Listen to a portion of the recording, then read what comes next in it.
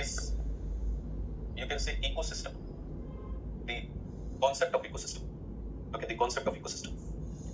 Now, if we are talking about the concept of ecosystem, and there is another term, okay, which has been used in your syllabus, and that is natural habitat.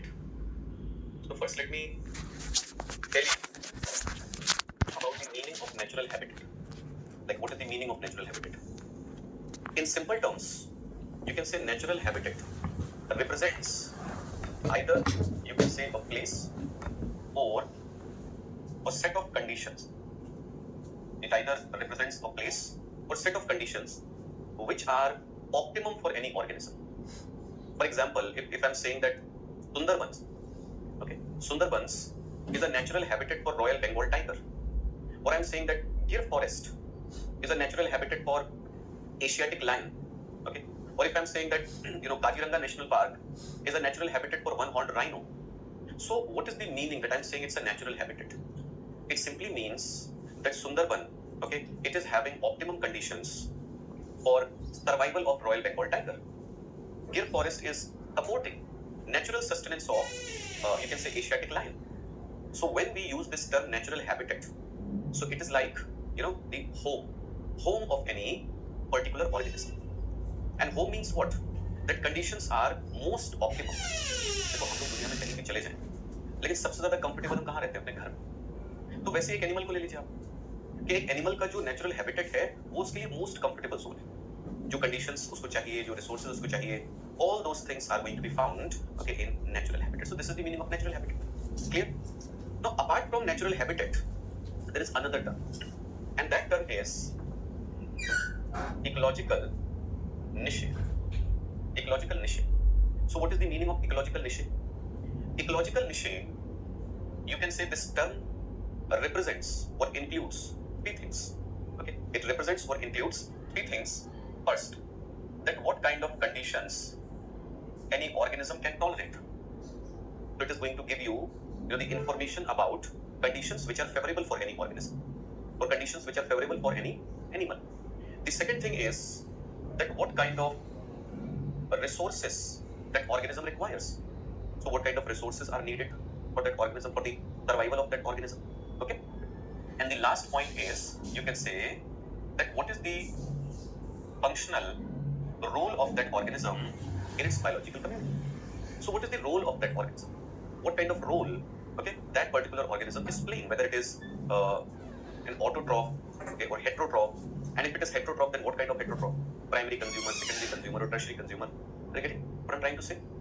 So ecological niche, the concept of ecological niche is comparatively broader, okay, than the concept of natural habitat. Simple? We have discussed both these points. Now, after discussing ecological niche and natural habitat, now we are going to talk about the concept of ecosystem. Okay, so let's move on to the concept of ecosystem. But before doing that, we need to discuss something about the Earth. We often say that Earth is a unique planet. Why we are saying this, that Earth is a unique planet? We are saying Earth is a unique planet simply because, you can say, because Earth is supporting life. There is life on the surface of the Earth. It's true. There are plants, there are animals, there are microorganisms. So Earth is supporting life, and in that way Earth is unique.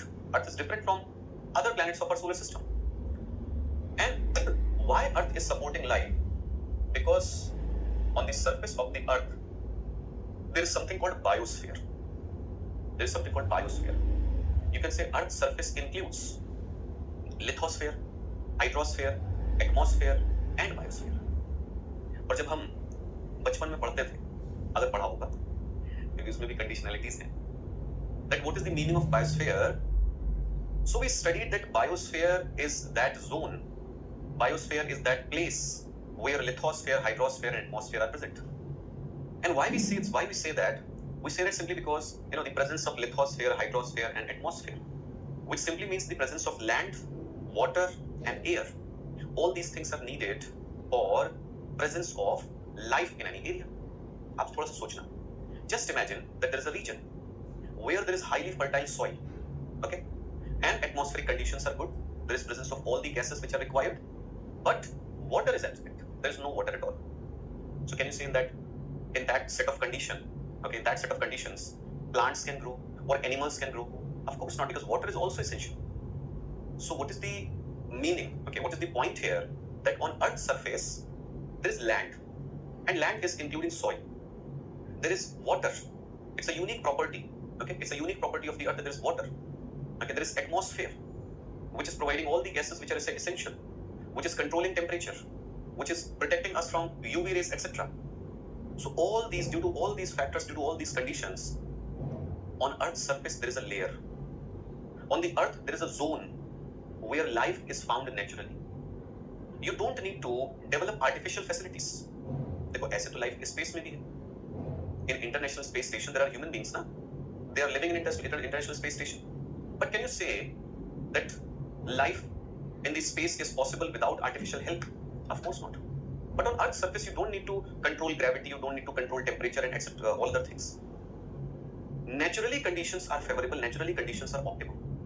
So on Earth there is a zone, there is a layer where life is naturally found.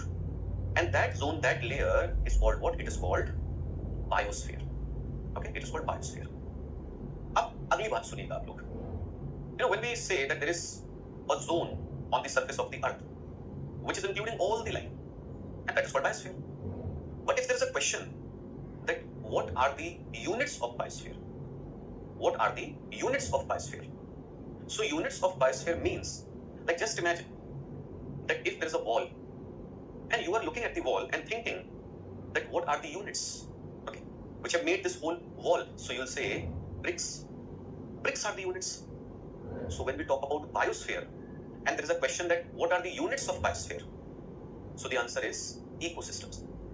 So the simple point is that biosphere includes all the ecosystems present on Earth's surface. Biosphere includes all the ecosystems, whether artificial or natural, terrestrial or aquatic, any type of ecosystem. So all the ecosystems which are present on Earth's surface, all the ecosystems which operate on Earth's surface, okay, they collectively form a layer, a zone on Earth's surface where life is naturally found, and that is called what? That's called biosphere. Simple. ठीक है? तो ये थोड़ा सा एक छोटा सा point हम लोगों को समझ में आया. Now the next point is, if we are going to focus on the concept of ecosystem now, then what is ecosystem? So you might be knowing that the term ecosystem was coined by, okay, Sir Arthur George Tensley in 1935. Okay, this term was given by A.G. Tensley or Arthur George Tensley in 1935. And what it says, what is the meaning of ecosystem? So it simply says that ecosystem is a system which includes, okay, which includes living and non-living components. Living and non-living components. I'll explain, the concept of ecosystem by using an example. Just take the example of a pond. एक तालाब का example ले लीजिए. And I'm saying that this pond is an ecosystem. Now you'll ask why? Why pond is an ecosystem? Because in that pond, both living and non-living things are present. Living means plants, organisms, microorganisms, they are present. Non-living means there is water. In that water, there are gases which are dissolved. On the floor of that pond, okay, there are sediments which have been accumulated by that water. So sediments, gases, water, energy, all these components are non-living components. So pond is an ecosystem because it is including both living and non-living components. Anything else? Okay. So yes, in ecosystems, both living and non-living components, you can say they interact with each other. They interact with each other. Interact with each other how? क्या आप ये कह सकते हो कि एक तालाब के अंदर जो कि प्लांट्स होंगे, एनिमल्स होंगे, माइक्रो ऑर्गेनिजम्स होंगे, they are not using water, they are not using gases, they are not using sediments. Of course they are using all these resources. Can we say that all the fishes which are present in that pond, they are not using plants? Of course they are using. Can we say that fishes are not using each other? Just imagine that there are some fishes which are carnivorous. They are not able to feed on plants. They are going to feed on other fishes. So of course you can say that carnivorous fishes, they are going to eat herbivorous fishes or herbivores. So these are what? These are interactions. That all the living and non-living components, they are interacting with each other. And if you are going to question that what is the objective of these interactions, okay, what is the objective of these interactions, so we'll say that all these interactions are meant, okay, to ensure survival of life. If all these elements, if all these components, they are not going to interact with each other, so life won't be possible. It is as simple as that. Life possible ही नहीं हो पाएगी, सीधी सी चीज है, समझ आ गई बात? ठीक है, तो ये है एक इकोसिस्टम का मतलब। आप सीधे सीधे याद रखेंगे that ecosystem is that system, okay, which includes living and non-living things, and all those living and non-living things, they interact with each other, okay, and they interact with each other in such a manner so that there is continuous survival of life. और एक छोटा सा point बताता हूं यहाँ पर, वो भी ध्यान रखेंगे आप लोग, that you know all these interactions, remember that all these interactions among living and non-living things, all these interactions, they are meant to ensure two things. First, cycling of nutrients, and the second thing is energy flow. Cycling of nutrients and energy flow. Now if you are thinking what is cycling of nutrients, what is the meaning of energy flow, let me explain.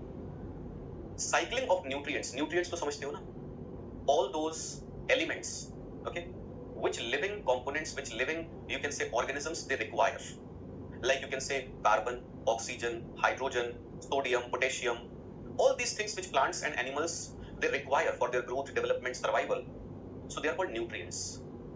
And we are saying that, you know, in ecosystems there is cycling of these nutrients, there is cycling.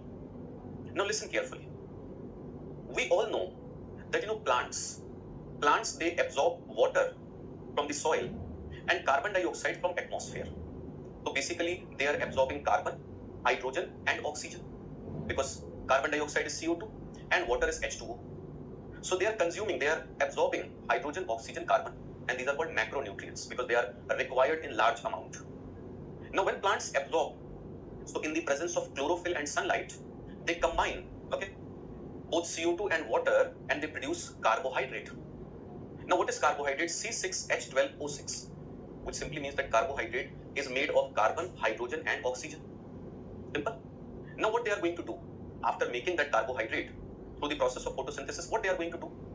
So first, that plants are living things, okay, in plants there are cells, and cells are like factories, okay, they keep operating, and to run those factories you need energy, and that energy is going to be provided by that carbohydrate. So some of that carbohydrate is going to reach, you can say, in those cells in the form of energy, but the remaining portion, which is surplus, which is more than the required amount, what plants are going to do? So plants are going to store that carbohydrate in their body. And due to storage, you can say the body of that plant is going to grow, okay, in weight, in dimensions, and we'll say there is biomass accumulation. So what plants are doing? They are absorbing carbon, hydrogen, oxygen from atmosphere, from soil, and they are storing that in their body. But one day, that plant is going to die. And when that plant is going to die, so decomposers are microorganisms, like you can say bacteria. So now those decomposers, they are going to decompose the body of that dead plant. And what decomposition means? Decomposition का मतलब होता है that now those decomposers are going to break carbohydrate. Now those decomposers, when they are going to break carbohydrate, so they will release, okay, materials which were taken from soil, which were taken from atmosphere. तो जो चीजें plant ने environment से ली थी, from soil, from atmosphere, वो चीजें एक बार फिर से लौट करके कहां जा रही हैं? एनवायरमेंट के पास। बड़े बूढ़े एक कहावत कहते हैं ना कि सब मिट्टी से ही बने और मिट्टी में ही मिल जाना है। ये बात तो हम लोगों ने सैकड़ों हजारों बार सुनी होगी। ये एक बड़ी साइंटिफिक चीज है। आप अपनी बॉडी की बात करिए, ये जो पूरा का पूरा शरीर है, ये किस चीज से बना है? There are different types of elements which have gathered together to produce different types of organic compounds which are highly complex, like protein, like lipids. Okay, but when a person is going to die, so decomposers are going to decompose the body of that person, and when decomposers are going to decompose the body of that person, so all these nutrients, all these elements, okay, they are going to transferred, okay, back to environment. जहां से आपने जो चीज ली हो वहीं पहुंच जानी. This is cycling. That living things, they are taking nutrients from physical environment, and in the end they are giving back those nutrients to physical environment. So in each and every ecosystem there is continuous cycling of nutrients. Okay, there is continuous cycling of nutrients. And what is energy flow? So energy flow is very simple. देखो हम सब लोगों को पता है that each and every organism, whether you are talking about plants or animals or microorganisms, each and every organism requires energy. You cannot survive without energy, no? So from where we are getting that energy? So plants are receiving energy from the sun in the form of solar energy. They are storing that energy in their body. And from plants, that energy is getting transferred to herbivores, carnivores, omnivores, and ultimately, you can say when decomposers are going to break, when decomposers are going to decompose the body of any dead plant or dead organism, तो ये energy जो हमने सन से ली है, जो अलग अलग मतलब आप बोलोगे ऑर्गेनिजम्स के थ्रू होकर के पास ऑन हो रही है, ये एनर्जी अल्टीमेटली वापस किसको मिल जाएगी? Environment. So energy is continuously flowing. Okay, there is continuous cycling of nutrients and both these things. एक चीज हमेशा याद रखना that until unless in any ecosystem there is cycling of nutrients and there is energy flow, so that ecosystem is going to keep functioning. Okay, that ecosystem is going to keep functioning. Okay, so we have discussed all these things. We have understood the meaning of ecosystem. Now, when we talk about ecosystems, so there are, you can say, some properties of ecosystems. There are some properties. So let's talk about the properties. The first thing which is important is that all the ecosystems are open systems. All the ecosystems are open systems. Now, if I'm saying all the ecosystems are open systems, matlab open system is that system which interacts with other systems. So just imagine that a pond is an ecosystem and it is surrounded by croplands. खेत हैं चारों तरफ. So can we say that there won't be any sort of interaction between those croplands and pond? Of course there is going to be interaction. Okay, you can say of course there is going to be interaction between that pond and surrounding croplands. Okay, they are going to exchange energy, they are going to exchange biomass, they are going to exchange nutrients. आप एक छोटा सा example सोचो that there is rain and during rain water is going to move, you know, from croplands towards that pond. So if rain water is going to move from cropland towards that pond, so of course that rainwater is going to bring nutrients with it. Of course rainwater is going to bring sediments with it. So there is transfer of materials, and it shows that ecosystems, they interact with each other. Clear? They interact with each other. Clear? So ecosystems are open systems. The second point is that ecosystems are productive systems. Ecosystems are productive systems. अब इसका क्या मतलब है? That ecosystems are productive systems. Ecosystems are productive systems. You know, it simply means that in each and every ecosystem there is production of organic materials. In each and every ecosystem there is production of organic materials. Organic materials means carbohydrates, protein, fat, etc. जैसे एक चीज सोचिए, normal plants, they do photosynthesis, they produce carbohydrate and they store that carbohydrate in their body. If we are talking about, let's say, pulses, legumes, so you can say pulses or legumes, they produce protein. Okay, they produce protein and they store that protein in their body. Like if you are talking about oil seeds, mustard, etc., so they are producing, you can say, lipids and they are storing those lipids in their body. So we can say now that in each and every ecosystem there is continuous production of organic materials. And that is why we are saying, you know, that ecosystems are productive systems, because they keep producing, okay, organic materials. And you need to remember that the rate of production, that how much organic materials are being produced in unit area, in unit time. So that is the rate of production.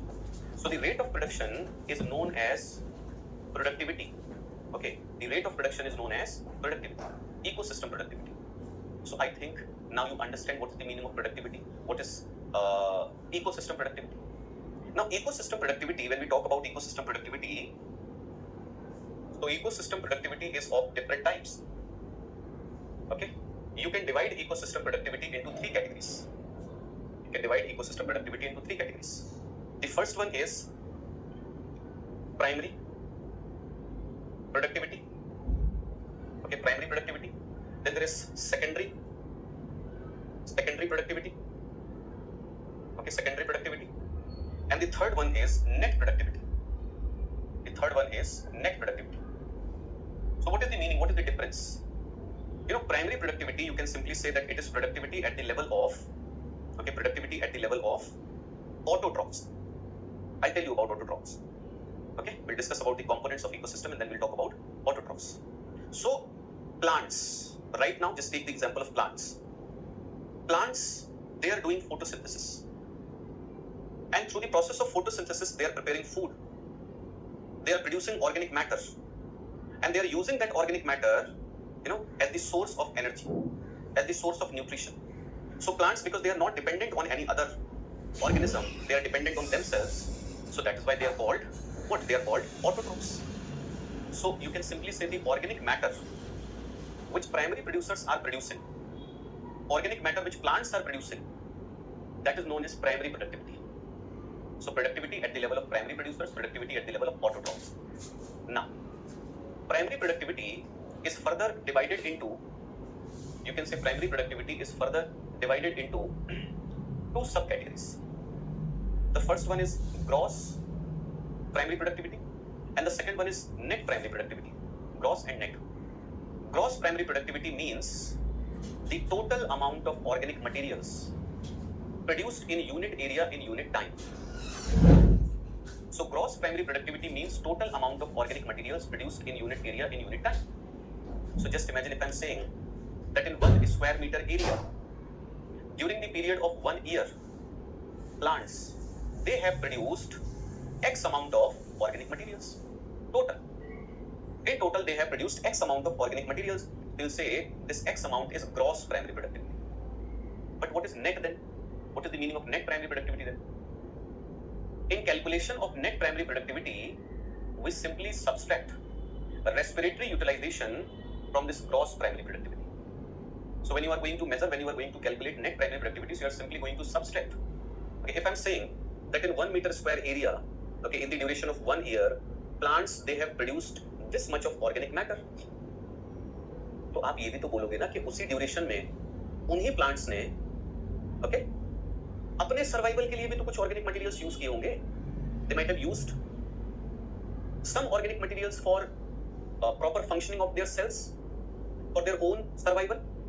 So from total, you can say amount of organic materials, you need to subtract that amount of organic materials which are used in respiration. और उसके बाद जो amount आपको मिलेगी वो क्या कहलाएगी? Net primary productivity कहलाएगी. Clear? Then the second one is secondary productivity. What is secondary productivity? Secondary productivity means productivity at the level of heterotrophs, at the level of consumers. For example, we are consumers. We human beings are consumers. So are we doing any sort of production? Technically we are simply consuming things. Every day we consume food. And in food you are consuming either any plant product or animal product. And from that plant product or animal product, what you are getting? So you are getting energy, you are getting nutrients. And what your body is doing with that energy and nutrients? So you can say that our body is using some of that energy, some of those nutrients in our day-to-day activities. And apart from that utilization, it is saving surplus energy, it is saving surplus, you can say nutrients in our body. तभी तो आप देखो ना, जब आप ज्यादा खाते हो तो आपका शरीर भारी भरकम हो जाता है और आप कम खाते हो तो ड्रिंक हो जाते हो आप. So you can say that when we are eating something, when we are consuming something, so there is biomass accumulation in our body, and that is known as secondary productivity. So you can say productivity at the level of heterotrophs, productivity at the level of consumers, productivity at the level of secondary producers, because consumers are also called secondary producers. And the last one is net productivity. तो what is net productivity? अभी मैं आपको एक चीज बोल रहा था कि प्लांट्स ने एक पर्टिकुलर टाइम ड्यूरेशन में, ठीक है, एक पर्टिकुलर टाइम ड्यूरेशन में जो भी ऑर्गेनिक मटेरियल्स प्रोड्यूस किए, okay, they have utilized some of those organic materials and they have stored remaining organic materials. अब उन्होंने अपनी बॉडी में जो भी स्टोर किया है, can you say that all those materials are going to remain with plants? No, there are some animals, organisms which are called herbivores. So when plants, they have stored organic materials in their body, now herbivores are going to consume those plants. मान लीजिए एक herbivore आया, उसने plants की leaves हैं, branches हैं, वो खा ली. So some of that organic matter which was stored by plants, it got transferred to herbivores. So the amount of organic matter which is left, okay, which is left, it is called net productivity. So net productivity, if you want to know the exact meaning of net productivity, so you can say it is net primary productivity minus consumption by, you can say, consumers. Consumption by consumers, or you can simply say consumption by herbivores and omnivores. तो जो बचा रह जाएगा plants में, उसे हम क्या कहेंगे? That is known as, okay, that is known as net productivity. So this is ecosystem productivity, and these are different types of ecosystem productivity. Now, if we are talking about ecosystem, and I have told you that ecosystem includes two types of components. One, you can say abiotic or non-living, abiotic or non-living, and the second one is biotic or living, biotic or living. Now abiotic or non-living, you can simply say that these are the elements of physical environment. Elements of physical environment. देखो environment क्या होता है? When we talk about environment, so environment simply means surroundings. आप जिस जगह पर रहते हो वहां पर आपकी जो surroundings हैं, that is your environment. Now in those surroundings there are certain things which are non-living, like you can say soil, like air, like water, like this energy which is coming from the sun. All these things are non-living. So all those things which are non-living, they constitute physical environment. Physical environment means non-living environment. And apart from these non-living things, in your surroundings there are plants, there are animals, there are other human beings. So they are representing what? They are representing biotic or living component. They constitute living environment. So when we talk about abiotic or non-living component, and I'm saying these components or these elements, they are related to physical environment. They are related to physical environment. So you can see you are simply talking about land, okay, air, water, energy, okay. And in land, you can say the two most important things are topography, that whether there is plain region or plateau region or mountainous area, and apart from that, soil, topography and soil. Now all these things, they influence life. Topography, you can say the nature of plants, okay, on a mountain is going to be different from that of plain areas. The nature of vegetation in a region having fertile soil is going to be different from the vegetation of a barren land, okay. And same goes for air, atmosphere. I told you atmosphere supplies essential gases, it protects us from extreme temperature, UV rays, etc. Then water is an absolutely essential commodity. Without water, neither plants nor organisms can survive. And then there is energy. So all these things, they are non-living components, abiotic components of ecosystem. And then there are biotic or living components. And biotic or living components, you can say they are elements or they are parts of living environment. Now in living environment,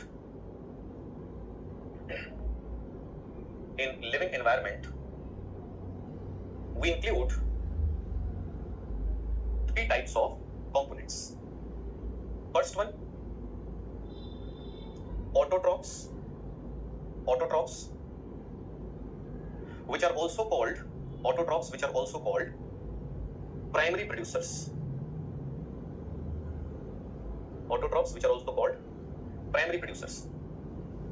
And then second, you can say heterotrophs. Heterotrophs. Clear? So what are autotrophs or primary producers? You can simply say that all those living things experience.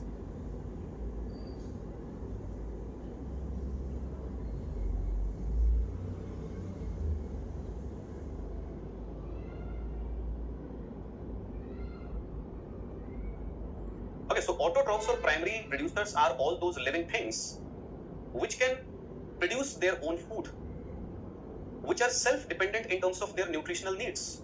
They are not dependent on others. Okay, they are able to produce organic materials for the satisfaction of their nutritional needs. So like you can say green plants, like you can say algae, like you can say chemosynthetic bacteria. Okay, they are included in the category of autotrophs or primary producers. Then the second category is of heterotroph. Heterotrophs. Now heterotrophs are those living things which are not dependent, or you can say which are not self-dependent in terms of their nutritional needs. They are dependent on others. They are dependent on others. Simple. So like you can say, if there is any organism which is not able to produce its own food, okay, which is dependent on any other animal, any plant or anything, so you'll say it is heterotroph. Now heterotrophs are further divided into two categories. The first category is of consumers, and the second category is of decomposers.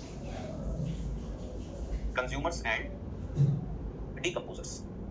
Consumers are those organisms which consume any plant or organism. They consume, they engulf, they eat, okay, any plant or organism.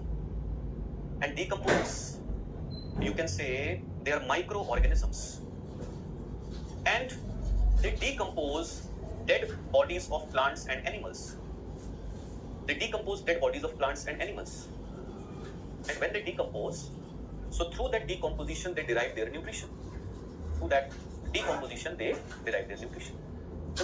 So this is the meaning of consumers and decomposers. Now consumers, they are further divided into primary consumers, secondary consumers and tertiary consumers. Now primary consumers, you can simply say that primary consumers are herbivores. Primary consumers are herbivores. Herbivores are those organisms, herbivores are those animals, you can say, who eat plants, who get their food from plants, or you can say living things which are directly dependent on autotrophs or primary producers. Secondary consumers, they are carnivores. Secondary consumers are carnivores. And carnivores are what? Carnivores are those organisms which eat other organisms. Animals which are eating other animals are called carnivores. And of course, they are going to feed on herbivores. They are going to get their food from herbivores. And the last one, tertiary consumers. So tertiary consumers are omnivores. Tertiary consumers are omnivores. Okay, they are omnivores. Omnivores means that they can get their food from either herbivores or from carnivores, or you can say from primary producers. So they can eat plants and they can also eat other organisms, animals. So these are different categories of consumers. Now when it comes to decomposers, I told you that decomposers are microorganisms. Microorganisms, okay, which are able to decompose dead organic materials, which are able to decompose dead bodies of plants and animals. But decomposers are also divided into two categories. Okay, two categories. Some decomposers are phagotrophs. Some decomposers are phagotrophs, while some decomposers are osmotrophs. While some decomposers are osmotrophs. Phagotrophs and osmotrophs. Phagotrophs are those organisms which engulf their food. जैसे हम लोग खाना खाते हैं, absorb नहीं करते. So any organism, whether small size or large size, okay, which is consuming its food, which is engulfing its food, is called phagotroph. So in decomposers, phagotrophs, like you can say earthworms. Earthworms, because they eat their food, they have a proper digestive system. But when we talk about osmotrophs, we can say osmotrophs are those organisms, okay, who absorb their nutrition. Like you can say bacteria, fungus.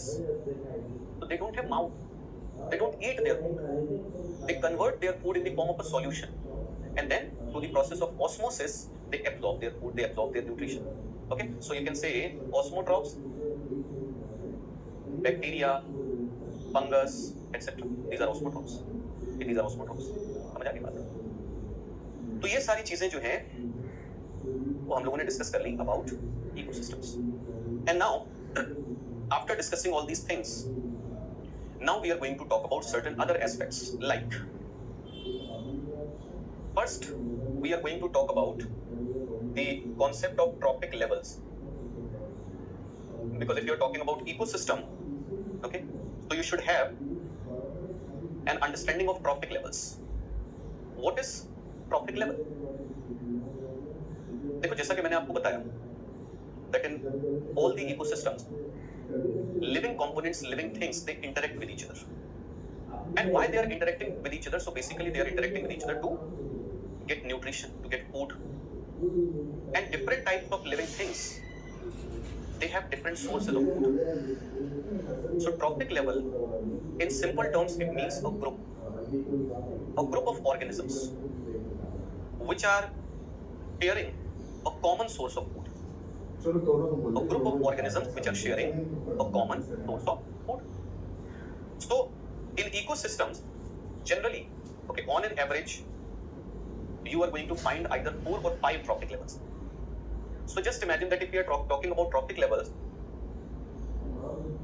so I'm saying first trophic level, then there is second, after second there is third trophic level, then there is fourth, and higher than fourth is fifth. So on first trophic level, you are going to include primary producers. So primary producers, they form first trophic level. Then on second, you are going to find herbivores, or you can say primary consumers. After that, on third trophic level, you are going to find carnivores or secondary consumers. Then on fourth trophic level, you are going to find omnivores or tertiary consumers.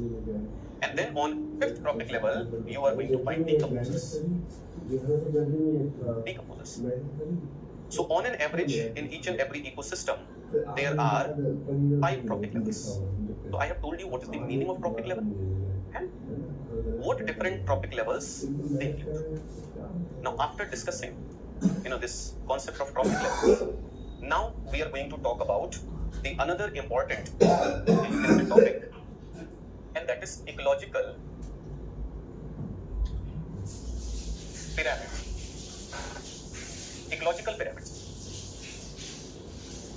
The concept of ecological pyramid was given by Charles Elton. Okay, the concept of ecological pyramid, it was given by Charles Elton, and that is why ecological pyramids are also called Eltonian pyramids. Okay, ecological pyramids, they are also called Eltonian pyramids. And Charles Elton gave this concept in 1927. But the question is, what are ecological pyramids? You can simply say that ecological pyramid is simply a depiction of trophic levels of an ecosystem in the form of a pyramid. Pyramid means a triangular shape. तो अगर आप किसी ecosystem के जो trophic levels हैं उनको एक pyramid के फॉर्म में रिप्रेजेंट कर रहे हो, so that is an ecological pyramid. But सवाल आएगा, ट्रॉफिक लेवल्स में हम क्या दिखाएंगे in the form of pyramids? You can say by using ecological pyramids we showcase the number of organisms at different trophic level, the amount of biomass at each and every trophic level, the amount of energy at each and every trophic level. Clear? तो अगर हम इस चीज को देखें, that if we are talking about, you can say ecological pyramids. So ecological pyramids are used either to represent the number of organisms at different trophic levels, or the biomass which is present, or the amount of energy. Okay. And on the basis of their shape, pyramids are of three types. Sorry. On the basis of their shape, pyramids are of two types.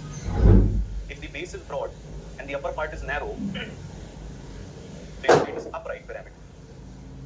And on the other hand, if the base is narrow and upper part is broad, we will say it is inverted pyramid. Inverted pyramid. So upright and inverted. These are two types of ecological pyramids on the basis of their shape. But as I told you, that ecological pyramids are used to represent the number of organisms, okay, the biomass, the amount of energy. So that is why ecological pyramids are of three types. The first one is called number pyramid. The first one is called number pyramid. What is number pyramid? Number pyramid is simply that ecological pyramid which represents the total number of organisms at each and every trophic level. Like, what is the number of autotrophs at first trophic level? What is the number of herbivores at second trophic level? The number of carnivores at third trophic level?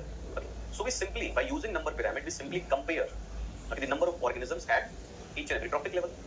And in general, although there are some exceptions, but if we are going to exclude those exceptions and we want to make a generalization, so in general, you can say that the number of autotrophs is always higher than the number of herbivores. The number of herbivores is always higher than the number of carnivores. The number of carnivores is always higher than the number of omnivores. So this is the equation. Or you can simply say that generally in all the ecosystems, the number of organisms keeps decreasing with increasing trophic level. So as the trophic level increases, the number of organisms decreases. And this is why you can note it down that number pyramid of all the ecosystems is generally upright. I'm not saying always. I'm saying generally.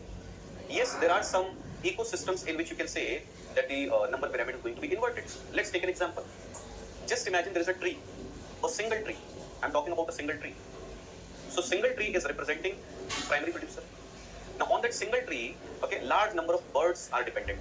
So birds are representing herbivores. They are dependent on the tree for their food. So the number of herbivores is more than the number of primary producers. Just imagine that on those birds, there are large number of parasites which are dependent. So in this type of ecosystem, what you are seeing, what you are observing, that the number is increasing with increasing trophic level. In that scenario, you can say the number pyramid is going to be inverted. But generally, the number pyramid is always, or you can say mostly, generally it is upright. After that, the second ecological pyramid is pyramid of biomass. The second ecological pyramid is pyramid of biomass. So first you should understand what is biomass. We say that biomass is total dry weight of any organism. So when from the body of any plant or from the body of any animal you are going to exclude water, so the remaining weight, which is the total dry weight, it is going to be called biomass. Now in all the terrestrial ecosystems, whether you are talking about a forest or a grassland or a desert, in all the terrestrial ecosystems, maximum biomass lies in primary producers, or you can say plants. Okay? They contain maximum biomass. And if you are going to compare primary producers and herbivores, so the biomass of herbivores is less than the biomass of primary producers. And this is the sequence which goes on towards higher trophic levels. So you can say in terrestrial ecosystems, biomass keeps decreasing with increasing trophic level, and that is why the pyramid of biomass is always upright. जैसे मैं आपको बोल रहा था ना कि मान लीजिए एक ट्री है, and on that tree there are several birds which are dependent. Number birds का ज़्यादा हो सकता है, there is no doubt. But ऐसा थोड़ी बोलोगे that the total dry weight of all the birds is going to be more than the total dry weight of that huge tree. It's not possible. Of course, the total dry weight of all the trees, all the grass and shrubs, etc., is going to be more. Okay, then the total dry weight of all the organisms which are dependent on them. So in terrestrial ecosystems, pyramid of biomass is always upright. Now what about aquatic ecosystems? In aquatic ecosystems, there are 2 points. First is that plants are not as big as terrestrial plants. पानी में आपको trees थोड़ी ना मिल जाते हैं. So plants are small plants. And the second thing, that aquatic plants are short-living plants. Short-living plants. They don't survive for a long period so that they can accumulate a lot of biomass in their body. Okay, they're short-living. So if they're small-sized, if they're short-living, so of course the biomass which they can accumulate is going to be small. But if you are going to talk about fishes which are dependent on those plants, so those fishes are large-sized. Those fishes, you can say, they live for a long duration. So of course, we can say that the biomass of primary producers is going to be less, and the biomass of herbivores is going to be more. So in aquatic ecosystems, biomass increases with increasing trophic level. And that is why you can say that pyramid of biomass of aquatic ecosystems is always inverted. It is always inverted. Clear? So do remember this point. Now, after discussing all these things, let's talk about the number 3. Let's talk about the pyramid of, let's talk about energy pyramid. Now, to understand energy pyramid, we need to talk about 10% transfer law. We need to talk about 10% transfer law. Now, this 10% transfer law, it says that out of the total amount of energy present, okay, at any trophic level, only 10% energy gets transferred towards higher trophic level.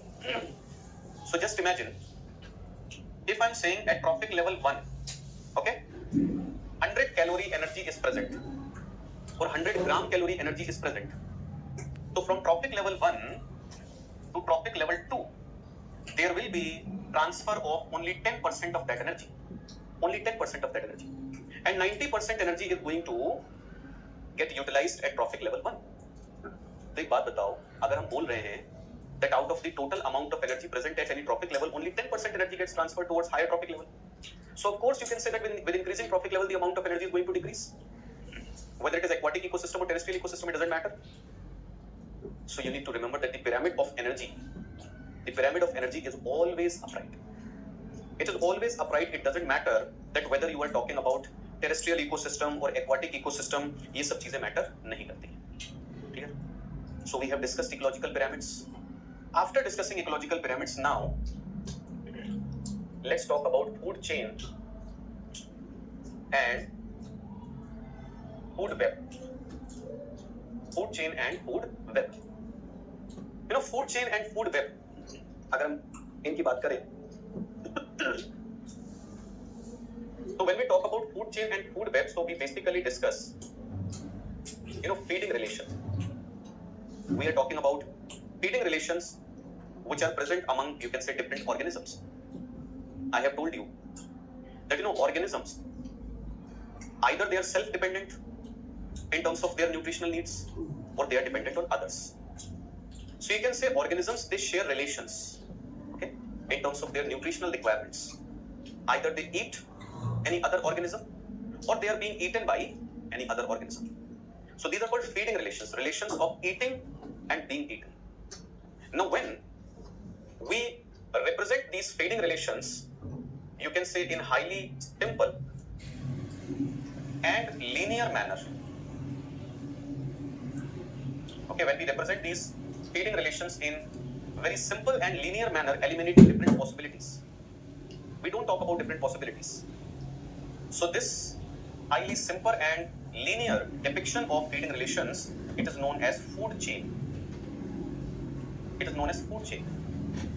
So you can say food chain shows one of the many possible ways that how nutrients and energy, they are going to get transferred from one trophic level to another. Just imagine that if I'm saying that there is grass, okay, now that grass was eaten by grasshopper, then grasshopper was eaten by frog was eaten by snake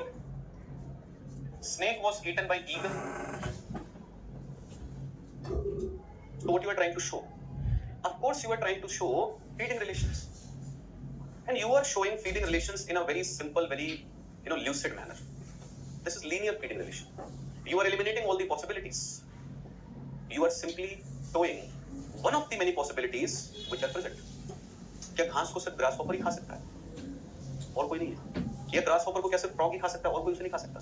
There are so many possibilities, but food chains, they don't represent those possibilities. So this is the meaning of food chain. And now you need to remember that food chains are of two types. Food chains are of two types. Number one, grazing food chains, and number two, detritus based. Grazing food chain and detritus based. So what is the difference between grazing food chain and detritus based? Remember, if a food chain is starting with plants, okay, just imagine that I'm saying there are trees, there are plants, there's grass, and from there food chain is starting. So you say it is a grazing food chain. मतलब अगर कहीं पर आप बोल रहे हो कि herbivores घास खाते हैं, so this is grazing food chain.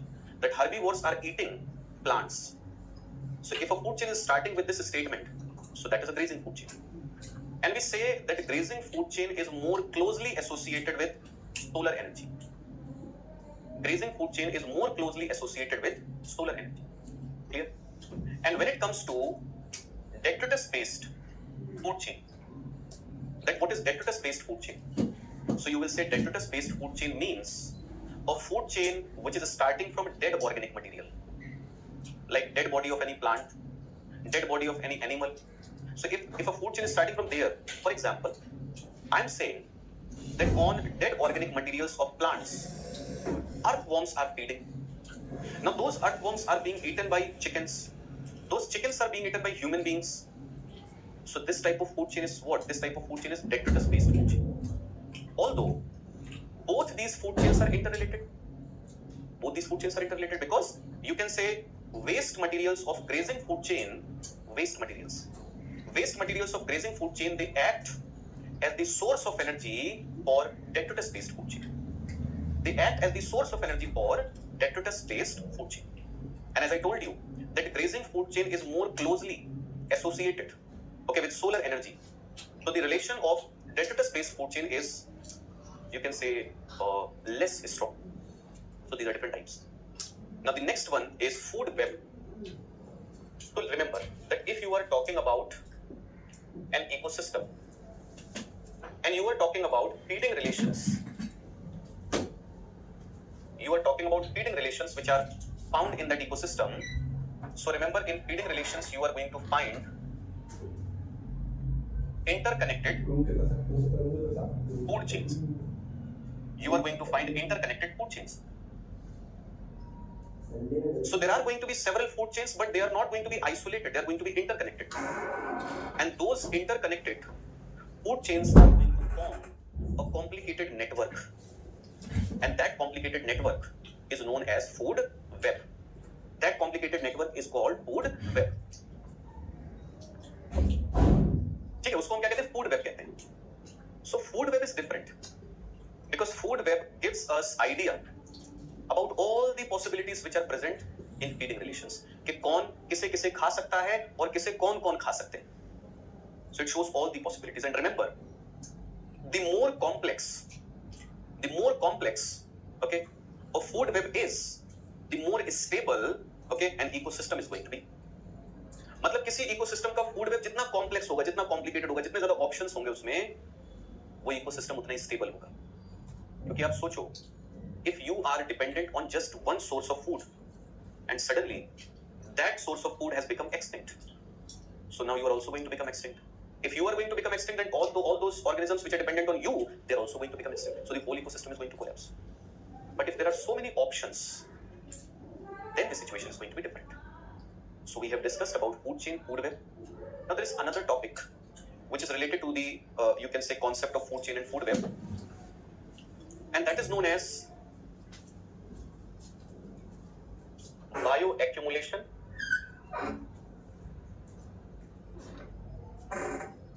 and biomagnification. So what is the meaning of bioaccumulation and biomagnification? When we talk about pollutants, so there is a category of pollutants which are called non-biodegradable pollutants. Look, non-biodegradable pollutant means that if such a material is present in environment, so decomposers won't be able to break it. If such a material is going to enter, in the body of any animal, so digestive processes won't be able to break it, so it is going to remain, in its original form for a long period of time, unless it breaks down on its own. So such materials, such pollutants are called non-biodegradable pollutants. Examples like you can say DDT, diphenyl trichloroethane, like you can say endosulfan, like you can say heptachlor, and apart from heptachlor there are several others, like you can say chloroform. Apart from chloroform, you can say like dichloromethane, dichloroethane, trichloroethane. So all these are non-biodegradable compounds, non-biodegradable pollutants. So let's take the example of DDT. DDT is an insecticide, and so endosulfan and heptachlor are also insecticides. So they are produced and used to kill insects. Imagine that in an area you are using DDT.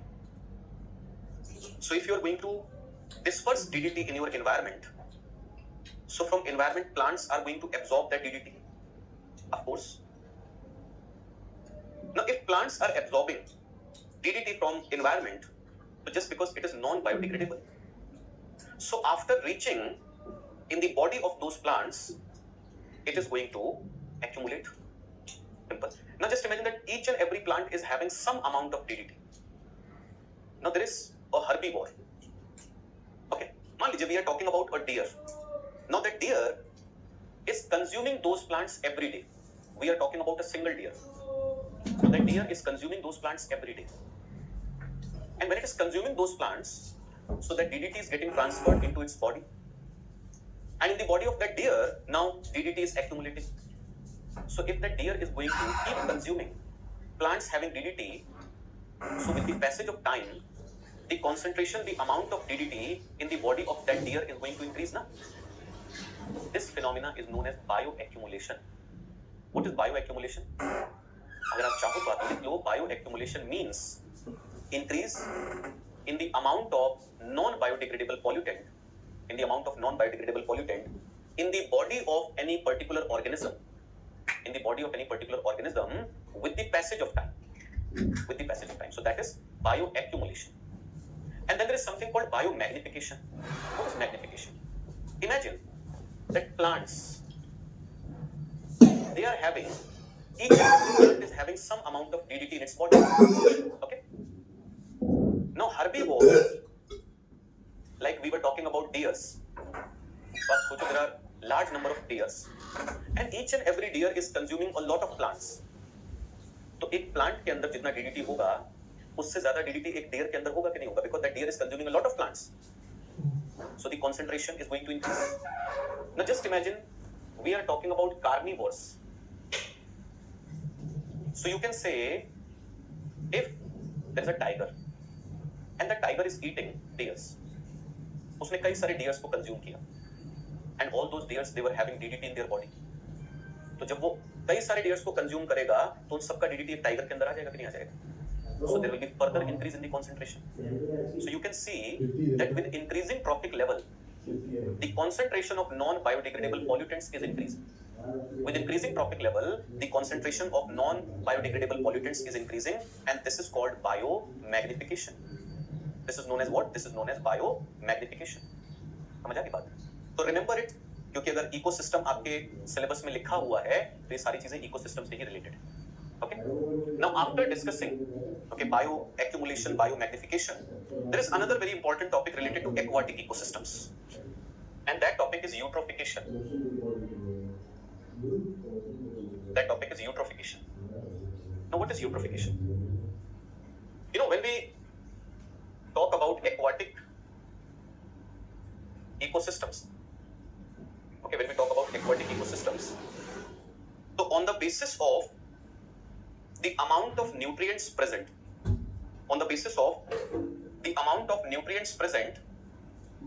aquatic ecosystems are of three types: oligotrophic, mesotrophic, and eutrophic. Oligotrophic, mesotrophic, and eutrophic. Oligotrophic means that the amount of nutrients, especially nitrogen and phosphorus, is limited. Amount of nutrients, especially the amount of nitrogen and phosphorus, is limited. Mesotrophic means that there is moderate amount of nutrients. कम नहीं है, moderate. In oligotrophic कमी है. In mesotrophic there is moderate amount of nutrients, especially nitrogen and phosphorus.